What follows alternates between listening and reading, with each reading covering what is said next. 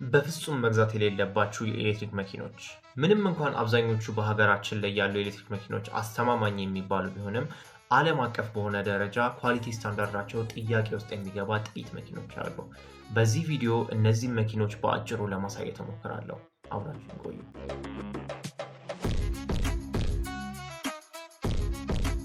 ቻንጋን ኢስታር።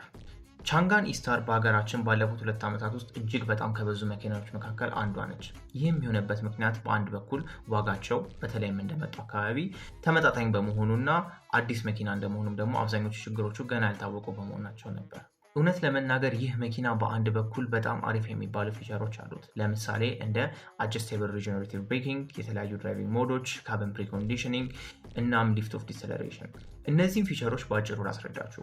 ሪጀነሬቲቭ ብሬኪንግ ማለት መኪናው አንድ ጊዜ ተነስቶ መሄድ ከጀመረ በኋላ ወይ እግራችሁን ከነዳጅ ፔዳል ስታነሱት አሊያም ደግሞ ፍሬን መያዝ ስትጀምሩ የመኪናው ሞተር እንደ ጀነሬተር መስራት ይጀምርና ወደ ባትሪው ኃይል መላክ ይጀምራል ማለት ነው። ያም ማለት መኪናውን እየነዳችሁት ያለ የተወሰነ ያህል ኃይል ያለምንም ቻርጂንግ ወደ ባትሪው ይሄዳል። አጀስተብል ነው ማለት ደግሞ ከፈለጋችሁ ይህን ፊቸር ኮምፕሊትሊ ማጥፋት ትችላላችሁ፣ አሊያም ደግሞ ሎ ወይንም ኃይል ያርጋችሁ በፈለጋችሁት አማራጭ መጠቀም ትችላላችሁ ማለት ነው። ይህ ፊቸር ኃይል ከመቆጠቡ በላይ ሁለተኛ ጥቅሙ ደግሞ ሊፍት ኦፍ ዲሰለሬሽን ይባላል። ቅድም እንዳልኳችሁ ሪጅን ብሬኪንግ ኃይል ከሆነ መኪናው ፍጥነት ላይ ሆኖ ነዳጅ ስትለቁለት ሞተሩ ራሱ ፍጥነታችሁን ይቀንስላችኋል። ይህም ማለት ክፍት የሆነ መንገድ ላይ በአንድ ፔዳል ብቻ ፍሬን ሳትነኩ መኪናውን መንዳት ትችላላችሁ ማለት ነው። ምክንያቱም ነዳጅ መስጠት ስታቆሙ መኪናው በራሱ ማቀዝቀዝ ስለሚጀምር። በስተመጨረሻም ስለ ካቢን ፕሪኮንዲሽኒንግ ልንገራችሁ። ይህን ፊቸር ለመጠቀም ስልካችሁ ላይ መጫን የምትችሉት አፕሊኬሽን ያለ ሲሆን በሱ አፕሊኬሽን አማካኝነት እናንተ መኪና ውስጥ ከመግባታችሁ በፊት ኤሲ አብርቶ መኪናውን አቀዝቅዞ እንዲጠብቃችሁ ማድረግ ትችላላችሁ። ይህም ማለት መኪናው ፀሐይ ላይ ቢሆን እንኳን ያቋቁማችሁት ያላችሁት መኪናው ስትገቡ ውስጡ ሞቆ ወይም ታፍኖ አይጠብቃችሁም ማለት ነው። እስካሁን ግን መልካም ነገሮችን ብቻ ነው የነገርኳችሁ። ታዲያ ለምን ይሄ መኪና ጥሩ አይደለም እንዳልኩኝ ደግሞ አሁን ልንገራችሁ። አንደኛው እና ዋነኛው ምክንያት የባትሪ ጉዳይ ነው። እዚህ መኪና ላይ ያለው የባትሪ ቴክኖሎጂ ኤልኤፍፒ ወይንም ሊቲየም አይረን ፎስፌት ባትሪ ቴክኖሎጂ ሲሆን ይህ ቴክኖሎጂ ብዙ ኤሌክትሪክ መኪኖች የሚጠቀሙት ቢሆንም እንደ ማንኛውም ባትሪ ኩሊንግ ሲስተሙ ወይንም ማቀዝቀዣ ሲስተሙ አሪፍ ሊሆን ይገባል። ለምሳሌ እንደ BYD ሲገል ያሉ መኪኖች ላይ BYD ብሌድ የተሰኘ አክቲቭ ሪፍሪጀረንት ኩሊንግ የሚጠቀም ሲሆን ልክ እንደ ኤሲ ሲስተም ነው የሚሰራው። ባትሪ ውስጥ ያሉትንም ሁሉንም ሴሎች እኩል ማቀዝቀዝ ይችላል። ቻንጋን ኢስታር ላይ ያለው ኩሊንግ ሲስተም ግን ሬላቲቭሊ ሲምፕል የሆነ ኩላንት ቤዝድ ኩሊንግ ሲስተም ሲሆን እንደ ሌሎች ሪፍሪጀረንት ቤዝድ ሲስተሞች የማቀዝቀዝ አቅሙ ከፍተኛ አይደለም። በዚህም የተነሳ ባትሪው ላይ ያሉት ሴሎች እኩል ላይቀዘቅዙ ይችላሉ ማለት ነው። ይህንንም ችግር ለመፍታት የተጠቀሙት የተለያዩ የሶፍትዌር ሊሚቶችን ማድረግ ነው። ለምሳሌ አንዱ ሴል ከሌሎቹ ከፍ ባለ ሁኔታ ከሞቀ የሞተሩን አቅም በመቀነስ ባትሪው ላይ ያለውን ጫና ለመቀነስ ይሞክራል። በዚህም የተነሳ የመኪናው ሬንጅ እጅግ በጣም ተቀያሪ ነው። ፋብሪካው 310 ኪሎ ሜትር ይሄዳል ብሎ መኪናውን የሚያመርት ቢሆንም ሪል ወርልድ ላይ ወደ 250 ኪሎ ሜትር አካባቢ ይሄዳል ብሎ መጠበቅ ይቻላል። ነገር ግን አንዳንድ ጊዜ ሙቀት ላይ ሲሆን ከፍተኛ በሆነ ሁኔታ ሬንጁ ቀንሶ ከ180 እስከ 220 ኪሎ ሜትር ባለው ሊሄድ ይችላል ማለት ነው። ይህም ማለት በአጭር ጊዜ ውስጥ በተለይም መኪናው ራይድ የሚሰራበት ከሆነ ባትሪ ሊጠይቅ ይችላል ማለት ነው።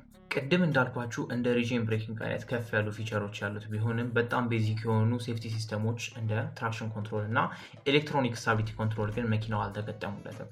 ምናልባትም ትራክሽን ኮንትሮል አለመኖሩ በራሱ መኪናው ከቆመበት ዳገት ላይ ሲነሳ በተለይም ክብደት ጭኖ ከሆነ ጎማው መሬት መቆንጠጥ ላይችል ይችላል ማለት ነው። ይሄ እኔ አጣርቼ ያገኘሁት ኢንፎርሜሽን ነው። እናንተ ደግሞ ሌላ ሀሳብ ካላችሁ ኮመንት ላይ ማስቀመጥ ትችላላችሁ። እንዲሁም ደግሞ በቪዲዮ እስካሁን ጠቃሚ የምትሉት መረጃ ካገኛችሁ ላይክ ማድረግ እንዳትረሱ። ዶንግፌንግ ናኖቦክስ። ዶንግፌንግ ናኖቦክስ የተሰኘው መኪና በሬኖ ኩዊድ እና ደሲያ ስፕሪንግ ላይ የተመሰረተ ፕላትፎርም ሲሆን 35 ኪሎዋት ሞተር እና 27 ኪሎዋት ባትሪ የተገጠመለት መኪና ነው። ምንም እንኳን ሞተሩ ጉልበቱ እጅግ በጣም አናሳ ቢሆንም የመኪናው ክብደት ግን ወደ 1 ቶን አካባቢ ነው። ይህም ማለት ጉልበት ያንሰዋል ማለት ነው። ይህንን ለማካካስ ሞተሩ በጣም ከፍተኛ ኃይል ላይ መስራት አለበት። ይህም ደግሞ ባትሪው ላይ ይበልጥ ጫና ያሳርፍበታል። ደግሞ መኪናውን በረዥም ጊዜ ውስጥ ሙቀት ሊያስቸግር ይችላል ማለት ነው። ከዚህም ባለፈ ደግሞ ሰስፔንሽኑ ላይ የሚጠቀሙት እቃዎች ገበያ ላይ ካሉት እጅግ በጣም ርካሽ ከሚባሉት እቃዎች መካከል በመሆኑ ከባድ እቃ ሲጫንበት ወይንም ደግሞ ፍጥነት ላይ ሲነዳ ዳሜጅድ ወይም የመጎዳት እድሉ ከፍተኛ ነው። እውነት ለመናገር ስለዚህ መኪና ብዙም ማስረዳት የሚጠበቅብኝ አይመስለኝም። አብዛኞቹ ችግሮቹ ፊት ለፊት የሚታዩ ናቸው። ሞተሩ ጉልበቱ ትንሽ ነው፣ ባትሪውም ትንሽ ነው። አብዛኞቹ የመኪናው ፓርቶች ደግሞ ዋጋ ለመቆጠብ በሚል ኳሊቲያቸው ጥያቄ ውስጥ የሚገባ ነው። ዶንግፌንግ ፉካንግ ኢኤሊስ ከዚህ በፊት እንደጠቀስኩት ዶንግፌንግ ናኖ ቦክስ ይህም መኪና የሌላ ካምፓኒ መኪና ፕላትፎርም ላይ ተመስርቶ ነው የተሰራው። እሱም ሲትሮዌን ከተሰኘው የፈረንሳይ ካምፓኒ ላይ ሲትሮዌን ሲኤሊስ መኪና ላይ ነው። ብዙ ካምፓኒዎች የመኪና ዲዛይን ሲሰሩ ገንዘብ ለመቆጠብ የሌሎች ኦልሬዲ የተመረቱ እናም ደግሞ የተሞከሩ መኪኖች ፕላትፎርም ላይ መስርተው የራሳቸውን መኪኖች ይሰራሉ። ይሄ ስትራቴጂ አዲስ አይደለም። ነገር ግን ሲትሮዌን ሲኤሊስ ያልኳቸው መኪና የቤንዚን መኪና ሲሆን ዶንግፌንግ የኤሌክትሪክ መኪና ነው። ስለዚህ ይህን መኪና ለመስራት ዳይሬክትሊ የሲትሮኑ ቻንሲ እና ቦዲ ላይ ባትሪና የኤሌክትሪክ ሞተር ገጥመው የራሳቸውን ባጅ በመለጠፍ ነው። ይህ የመጀመሪያ ችግሩ ከዌስት ዲስትሪቢዩሽን ጋር በተያያዘ ነው። የቤንዚን መኪና ክብደት ያለው ሞተሩ ያለበት ቦታ ላይ ስለሆነ ቻንሲው ያንን ታሳቢ በማድረግ ነው የሚሰራው።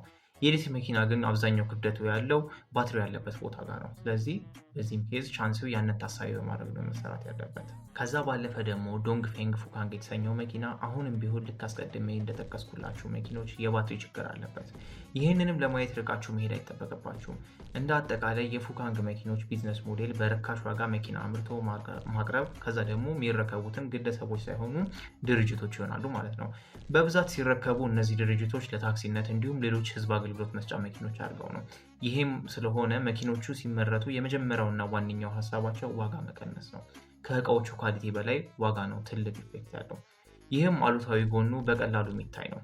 አንደኛ ባትሪው ከስር በቂ ፕሮቴክሽን የለውም። ማለትም መኪናው ከስር ቢመታ ባትሪው ፌል የማድረግ እድል አለው።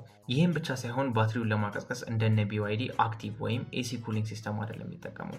ይልቁንስ ሲምፕል የሆነ ኩላንት ቤዝድ ኩሊንግ ሲስተም ነው። ይህም ማለት የባትሪውን ሙቀት ሙሉ በሙሉ መቆጣጠር ስለማይችል ሶፍትዌር ሌቭል ላይ ቤዚክ BMS ወይም ባትሪ ማኔጅመንት ሲስተም ይጠቀማል። ስለዚህ ቅድም እንዳልኳችሁ ባትሪው መሞቅ ሲጀምር የመኪናው ጉልበት ይቀንሳል። ከዛም ደግሞ ከተወሰነ ጊዜ በኋላ መኪናው ባትሪ ሊፈልግ ይችላል ማለት ነው። ከዚህ ቪዲዮ ዋናው ለማስተላለፍ የፈለግኩት ሀሳብ የኤሌክትሪክ መኪና ስታዩ በጣም ማጣራት ያለባችሁ የተወሰኑ ዋና ነጥቦች አሉ። ከነዚህ ዋነኛው ስለ ባትሪው ኩሊንግ ሲስተም ነው። አሁን ባለንበት ዘመን አብዛኞቹ የኤሌክትሪክ መኪኖች LFP ወይም ሊቲየም አይረን ፎስፌት ባትሪ ቴክኖሎጂ ነው የሚጠቀሙት። እጅግ በጣም በተደጋጋሚ አስተማማኝ የሆነ ቴክኖሎጂ እንደሆነ የተረጋገጠ ሲሆን በብዛት መመረት ስለሚችል ዋጋውም ተመጣጣኝ ነው። ስለዚህ የአብዛኞቹ መኪኖች ባትሪ ቴክኖሎጂ LFP ነው። ነገር ግን ትልቁ ልዩነት የሚያመጣው የማቀዝቀዝ ስራ ላይ ነው። የተሻሉ የሚባሉ የኤሌክትሪክ መኪኖች ላይ መጀመሪያ የምታዩት ነገር ከባትሪው ቴክኖሎጂ በላይ የባትሪውን ኩሊንግ ሲስተም ነው። አሪፍ ማቀዝቀዣ ያለው ባትሪ ረዥም ጊዜ መስራት እድሉ ከፍተኛ ነው። ከዛ ባለፈ ደግሞ ብዙ ጊዜ እነዚህ መኪኖች የሰውን አይን ለመሳብ ከላይ አሪፍ ፊቸሮችን ያስገቡና በጣም ቤዚክ የሚባሉ ፊቸሮችን ያስቀራሉ። ስለዚህም እናንተ ይህንን በደንብ አድርጋችሁ ማጣራት ይኖርባችኋል ማለት ነው። ለዚህ ቪዲዮ ያዘጋጀውላችሁ ይሄን ነበር። ቪዲዮ ከተመቻችሁ ላይክ እና ሰብስክራይብ አድርጉ። ኮመንት ላይ ሀሳባችሁን ወይንም አስተያየትና ጥያቄ ካላችሁ አስቀምጡ። ቪዲዮውን እስከ መጨረሻ ያያችሁ ተመልካቾች እጅግ በጣም አመሰግናለሁ። በቀጣይ ቪዲዮ እስከምንገናኝ ድረስ ሰላም ሁኑ።